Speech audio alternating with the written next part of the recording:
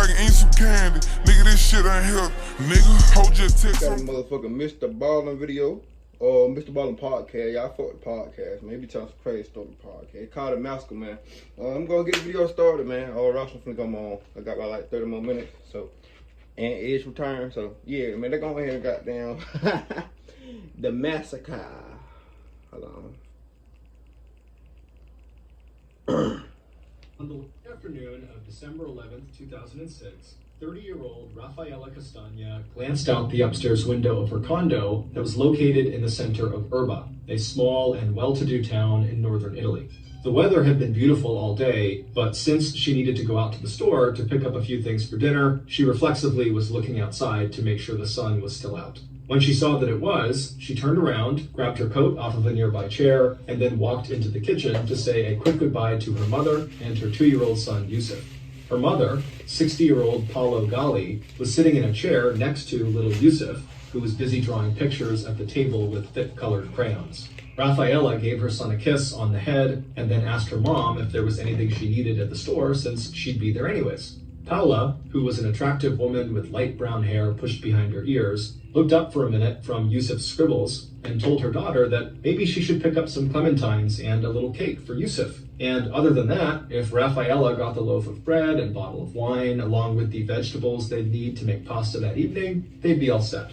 Rafaela smiled and nodded, and then thanked her mom for looking after Yusuf for a bit, and then she turned and headed towards the door of her condo, where she took a shopping bag from the hook off the wall and slipped it over her shoulder. After calling out a final goodbye to her mom and son, Rafaela stepped outside of her apartment onto a narrow balcony that stretched the length of their 3-room unit. To her left was the stairway that led both down to the cobblestone courtyard below, and also there was a stairwell that went up to the attic apartment right above her condo, where Mr. and Mrs. Cherubini lived. Before heading for the stairs, Rafaela just walked forward and leaned up against the railing and surveyed the courtyard right in front of her. Her apartment was part of a very old complex of condo units clustered around this rectangular courtyard right in front of her, where residents parked their cars. Some of the 7 buildings that made up this complex were 6 stories tall, while others were just 3 stories tall. Rafaela's apartment was located on the 2nd floor of one of the buildings that had 3 stories. It was a renovated farmhouse with pale stone walls that looked yellow in the afternoon sun. To her right, at the far end of the courtyard, was a gate that led out to a narrow road called Via Diaz that left the courtyard and wound around the outside of the condo complex and led down to the shops and restaurants in town. The single window in Yusuf's bedroom and the window in the master bedroom that Rafaela shared with her husband looked out over this road via Diaz, and Rafaela's son loved to stand at those windows hoping to catch a glimpse of a big truck as it drove by. From her perch on the balcony, Rafaela looked up and over the roofs of the condo in front of her. In the distance, she could see the purple outline of the Alps, the mountain range that separated her town from their neighbors, France to the east and Switzerland and Austria to the north.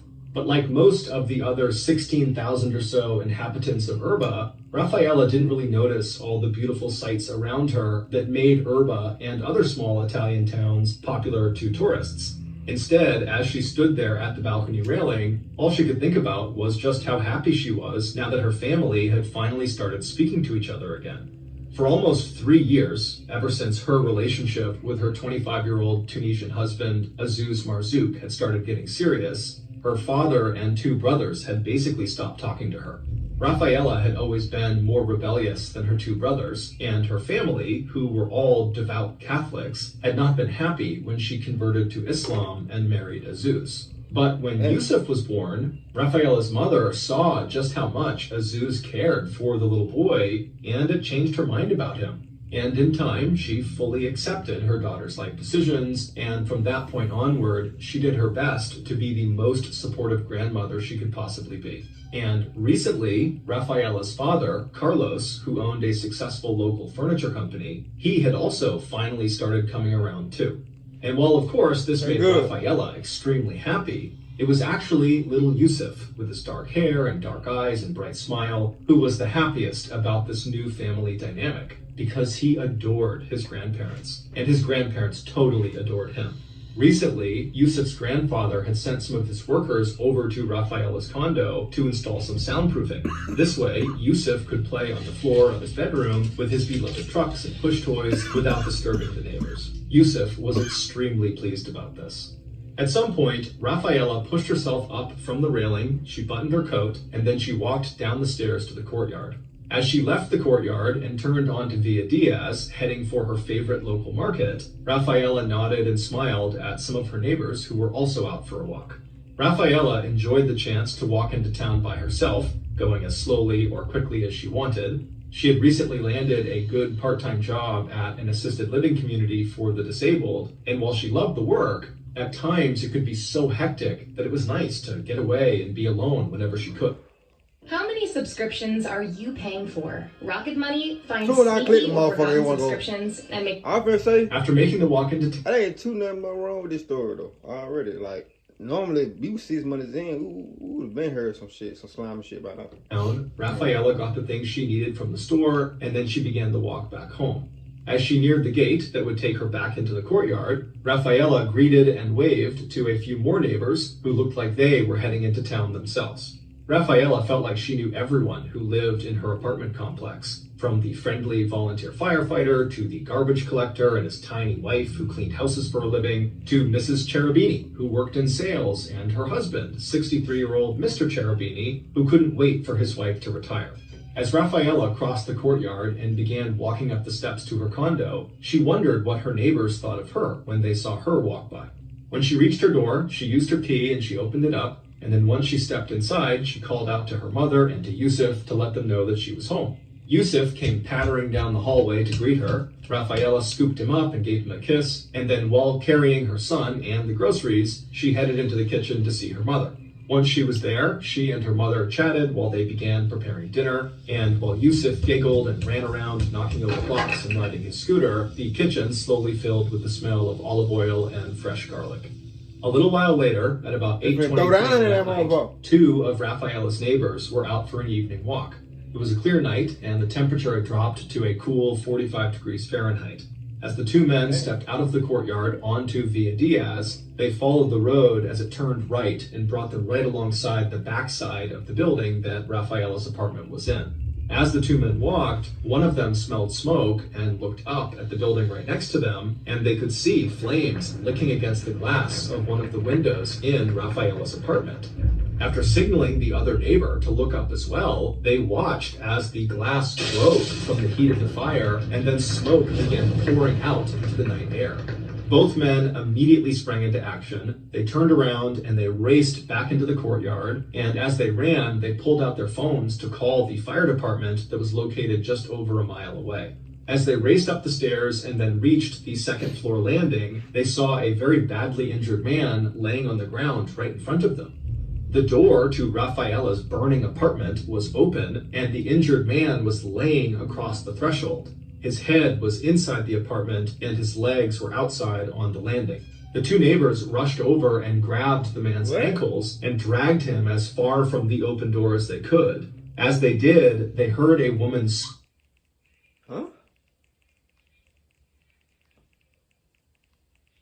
scream coming from the attic apartment that was located directly above Rafaela's apartment. Let me shut up and jail watch. The upstairs apartment had caught fire as well. The injured man nodded his head helplessly towards the outside stairs that led up to this attic apartment. But when the two neighbors looked up at the third floor and saw the apartment above, there was so much smoke and fire coming out of the windows that they knew it would have been suicide to try to go up there and save whoever was screaming. And so with no time to feel bad about that, the two neighbors turned their focus to the open doorway to Rafaela's apartment.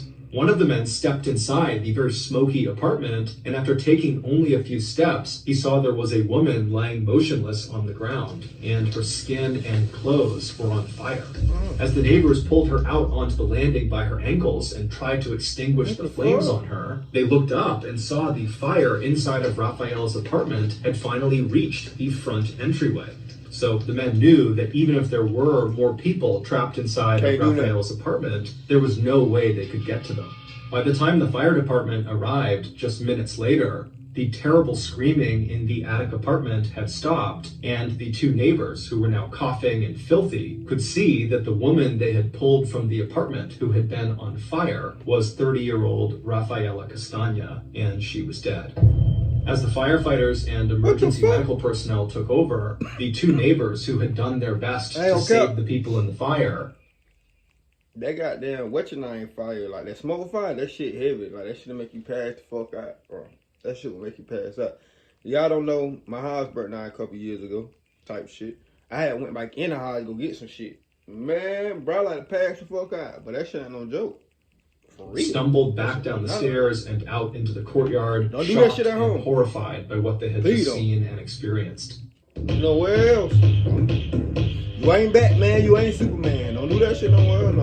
It's real. Meanwhile, both the courtyard and the street running alongside the back of the condo via Diaz were filling up with neighbors and curious bystanders. Some were taking pictures with their phones, but most just stared upward at the firefighters climbing up the ladder truck trying to make their way into the burning apartment. Once the fire was finally out, medical personnel and police went inside to see if anyone else had been in there, and unfortunately there had been. One by one, 3 more bodies were brought outside. The first was Rafaela's mother, Paula, who had been found halfway down the hallway that connected the entrance of the condo to the kitchen and living area. The second was the Castagna's 55-year-old neighbor, Mrs. Cherubini, who had been the woman screaming in the attic apartment. And the third and final stretcher that came out carried the small body of Rafaela's 2-year-old son, Yusuf. The only survivor, Mr. Cherubini, who had been pulled out onto the landing by the Now, was this a murder or accident? Because if it was smoke, I mean, if it was like smoke and fire, bro, they could have made it out. They could have made it out, bro. The man who first reported the blaze, he had been rushed to the hospital in the nearby city of Como, and it was unclear if he was going to survive. Late on the night of the fire, Rafaela's father learned the terrible news. In a voice so choked with tears that you could barely understand what he was saying, Carlos called Rafaela's 2 brothers and told them, "Your mother and sister and Yusuf, their neighbor, Mrs. Cherubini, they're dead. All 4 of them are dead." After the 4 bodies were loaded into ambulances and taken to the medical examiner's office, where a doctor would perform autopsies to determine the cause of death, police tried unsuccessfully to disperse the crowd of spectators in the courtyard and out on the road on the other side of the condo. So instead, police just used yellow tape to set up a clear perimeter around the burned out apartment to at least keep people at a distance. As the police and arson investigators, who were dressed in full body protective gear, started lugging lights and equipment into the ruined unit, the mood amongst the residents who were still gathered outside in the courtyard quickly turned from shock to concern. Neighbors began speculating about how the fire could have started and spread so quickly, and how none of the victims appeared to have even tried to escape or call for help. Soon, neighbors were wondering out loud if there was more to these tragic deaths than just an accidental house fire. I hope not. But the police and other authority figures who were on scene were not speculating, and the 2 neighbors who had been first on the scene and who might have been able to give the residents more information, they were not there to answer any questions either, because they had gone to the police station to tell law enforcement what they had seen. But within 72 hours, the worst fears of the Castagna's neighbors were confirmed. The initial investigation by police and arson inspectors, along with an examination of the 4 bodies, revealed that the victims had actually been murdered and that the apartment had been set on fire to cover up evidence of what the Italian press had dubbed the Erba Massacre.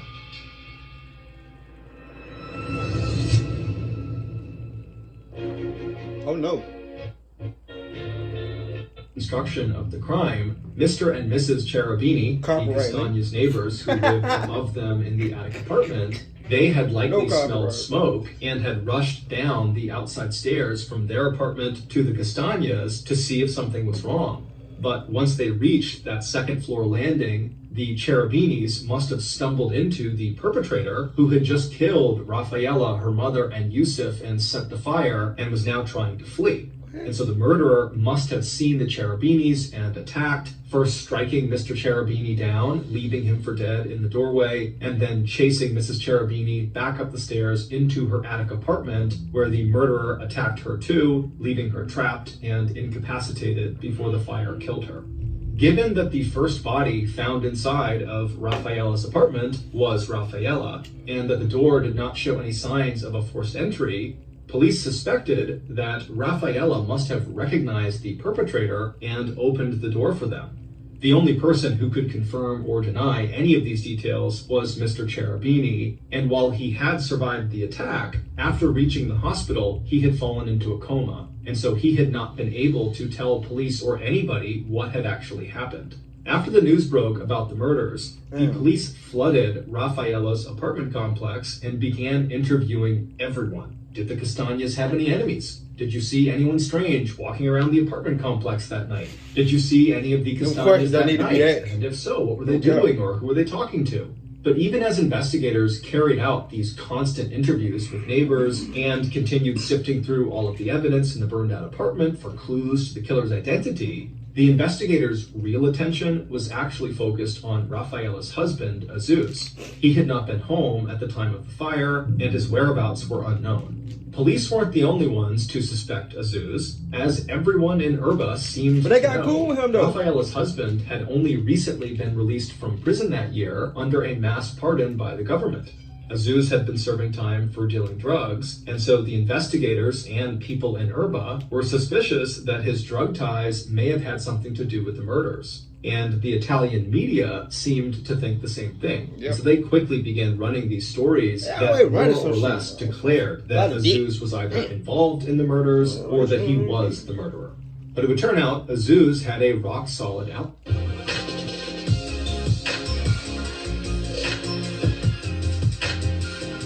You said you were bringing me a car to restore. This is the car. Well, most of it. We need to... Within a few days of the murders, Azuz arrived back in Erba from his parents' home in Tunisia, where he said he had been visiting at the time of the murders. He said as soon as he heard that his family had been killed, he jumped on a plane and headed back to Italy. But even with this rock-solid alibi, the police still felt like Azuz could be a suspect, but without any evidence to support this theory, they did have to start looking elsewhere. So without any other leads to chase down, investigators again turned to the Castañas' neighbors in hopes of finding any new information that could help them solve this case, which by now had become a major national media sensation. And when the police went back, for the most part, people had really nice things to say about the Castañas. But as police dug deeper and deeper and asked people more and more questions, they eventually started hearing about a feud that the Castañas had with their next-door neighbors, Olindo and his wife, Rosa.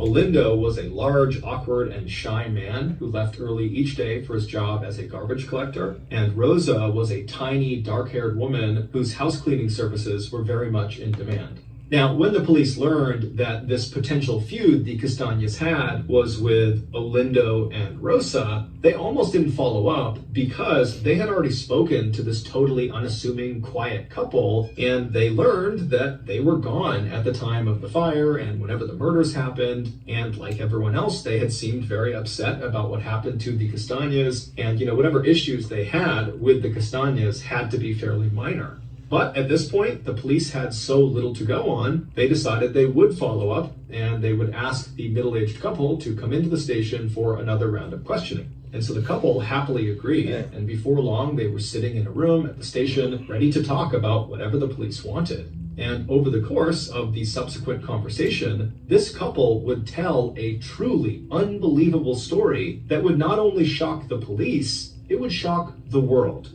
Based on their story and on subsequent evidence and testimony that their story helped uncover, the police were able to piece together almost exactly what happened to the victims.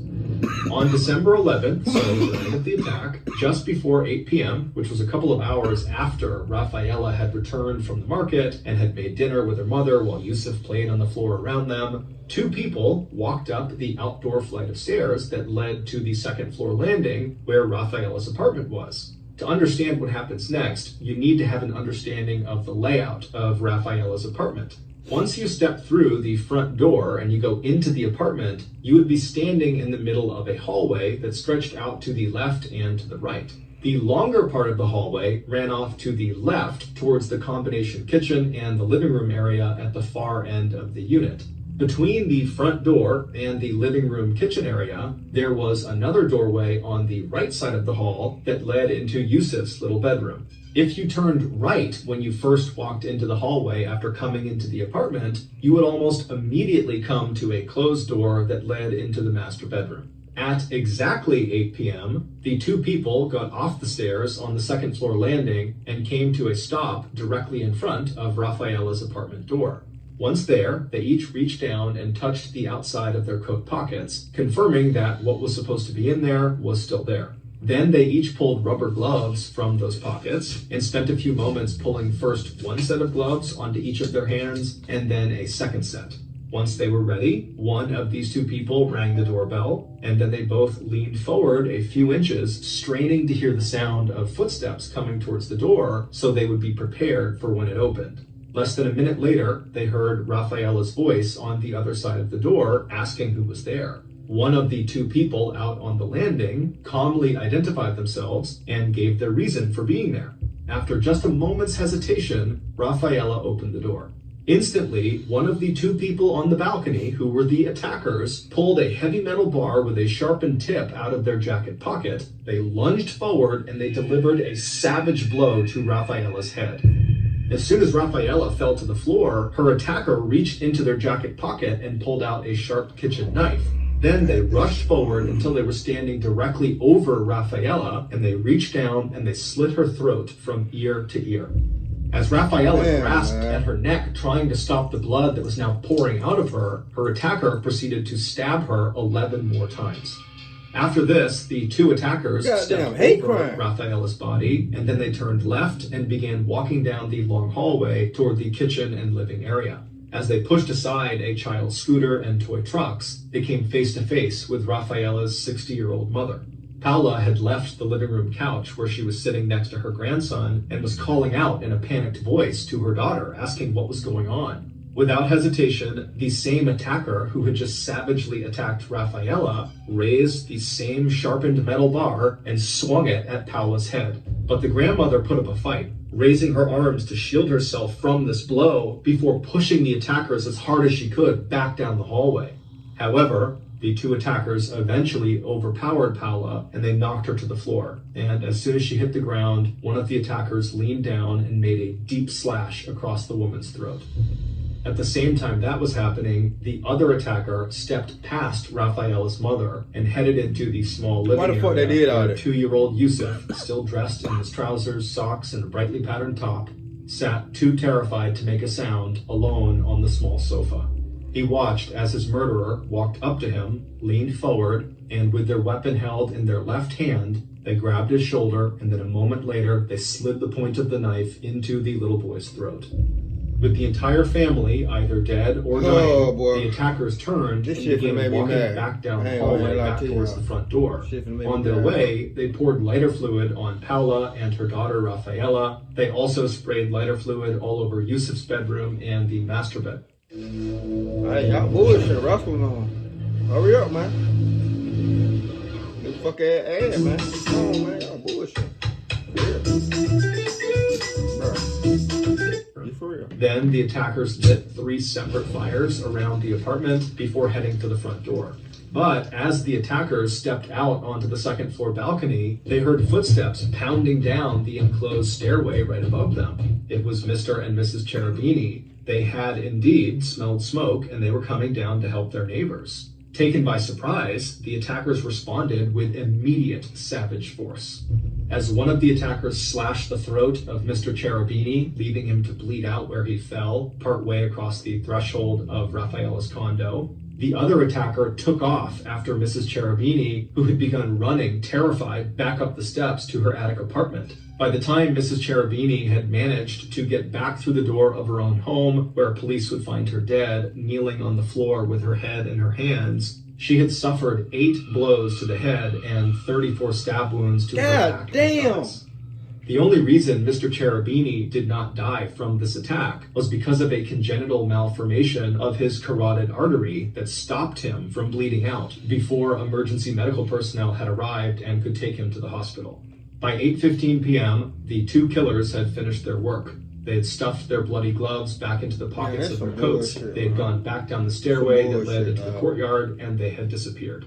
I ain't gonna count the whole story some bullshit, dog. I ain't gonna lie. 5 minutes later, the two men who had been walking past Rafaela's apartment that evening along Via Diaz, they would look up and they would see flames and smoke starting to pour out of the second-story apartment window, and they would run back and discover the gruesome scene. The reason Olindo and Rosa's story was so shocking to police, and the reason it filled in all of these gaps about what happened, was because their story was actually just a detailed confession. The shy garbage collector and his tiny wife, who was obsessed with quiet and cleanliness, were the killers. Olindo confessed to killing Rafaela and her mother and slashing the throat of Mr. Cherubini. The details of Mrs. Cherubini's death are unclear, but Rosa would tell police that she remembered chasing Mrs. Cherubini back up the stairs, and as the terrified woman scrambled to get back into her apartment, Rosa recalled making an upward stab with her knife into the back of Mrs. Cherubini's thigh. As for little Yusuf, Rosa, showing no emotion, told police that she was the one who slit the boy's throat. When asked why they did this, Olindo and Rosa, who did not have children of their own, and who seemed not only socially withdrawn, but morbidly attached to one another, said that they could not stand the noise that their neighbors, the Castañas, made while going about their daily lives. And once Yusuf was born, the sound of him crying at night and playing with his toys and riding his scooter and sometimes screaming in toddler frustration was just too much for Rosa and her husband. According to a transcript of this confession, Rosa would say, "We just couldn't stand them anymore. He was always screaming and my head was exploding." Rosa and Olindo's issues with the Castañas came to a head on the afternoon of December 31st, 2005, roughly 1 year before the murders. On the second floor landing right outside of Rafaela's apartment, Olindo and Rosa confronted Rafaela and her mother, Paula, about the noise coming from their apartment. And at some point during this confrontation, as Rosa swore and cussed out Rafaela, her husband, Olindo, wound up and hit Rafaela, knocking her to the floor, where she hit her head hard on the concrete. Before Rafaela could even get to her feet, Rosa and Olindo were hustling away back down the stairs, and as they did this, Rosa would call over her shoulder, "Do not dare report us or we will make you pay." But immediately after this assault, Rafaela contacted a lawyer and began talking about filing a complaint against the couple. Rafaela's father, Carlos, had tried to mediate a settlement between his daughter and this couple. He also had that soundproofing installed in Rafaela's apartment because he wanted his grandson, Yusuf, to be able to just keep playing like a little kid and not have anyone get mad about it. But nothing. Not gonna lie, yeah, cause they had to do all that. They should have just got down, let whoever built the house redid that motherfucker, really, or do the walls like he said. Cause shit, you paying for somewhere, you paying for an apartment or a house or whatever. Apartment. You gonna want your kid to play. You gonna want your kid to play, bro. I ain't gonna care. Why would a kid just be quiet in their own house? Worked, and Olindo and Rosa continued to complain and cause problems. And so finally, not long before the murders occurred, Rafaela went ahead and filed a lawsuit against her neighbors. However, she did tell them she would drop it if they just paid her family 5,000 euros, or about $6,850. Furious and absolutely unwilling to pay, Olindo and Rosa decided that they would just have to murder the Castañas instead. Why would they look on the night of the attack, so December 11th, why they want to look at the first time? When Rafaela came to the door and asked who was there, Rosa and Olindo called back and said that they were there to accept the terms of Rafaela's proposed monetary settlement, knowing full well, as soon as that door opened, they were going to murder Rafaela, they were going to murder her mother, her child, and anyone else who got in their way. After leaving the burning condo, Olindo and Rosa had gone back to their own home, disposed of their bloody gloves and weapons, they put their bloody clothes in the wash, they showered and dressed, and then they went out to a local restaurant, so it would appear that they had not been around when the crime was discovered. But as Rafaela knew from her own experience, there are no secrets in small towns. And after the murders were discovered, many neighbors noticed that Olindo and Rosa did not seem all that upset about these horrible murders that had taken place, and they didn't seem remotely scared about the idea that there could be a killer or killers still on the loose. So that, combined with the fact that everyone in the complex knew about Olindo and Rosa's feud with the victims, had led several neighbors to tip off police that maybe they should look into this unassuming couple. And when the case against Rafaela's husband, Aziz, fell apart because he was totally innocent and had an alibi, this is exactly what the police did. Although the killers would later withdraw their very detailed confessions, the details they provided to police, combined with the fact that Mr. Cherubini would eventually come out of his coma and he would positively identify Olindo and Rosa as his attackers, was enough to send the couple to trial on October 12, 2008, almost 2 years after the Erba massacre. At their trial, the police would explain that they bugged Olindo and Rosa's home with listening devices shortly after neighbors had brought up their suspicions around this couple. And so within days of the murders, Rosa was overheard on one of these listening devices saying to Olindo, "See how peaceful it is now? We can finally sleep well."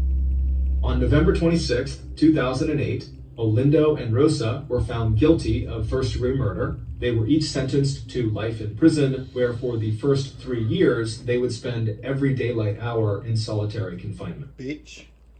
Okay, y'all.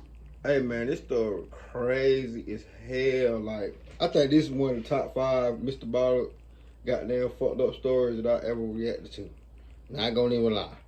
That last story that I did, not the other last podcast, but that shit was crazy than motherfucker. But this one, crazy. Every time a kid involved, it's always crazy and really uncalled for, because shit, I wouldn't want to stay there with my kid come play either. You feel me? Even though I ain't got kids, hell, I got a little brother and shit.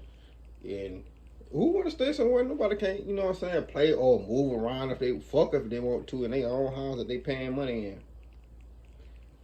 It's crazy, man, but wrestling on, man. That being said, see y'all motherfuckers on the next video. Give me a thumbs up. Make sure y'all give me a thumbs up. Like, share, subscribe. That's right, man.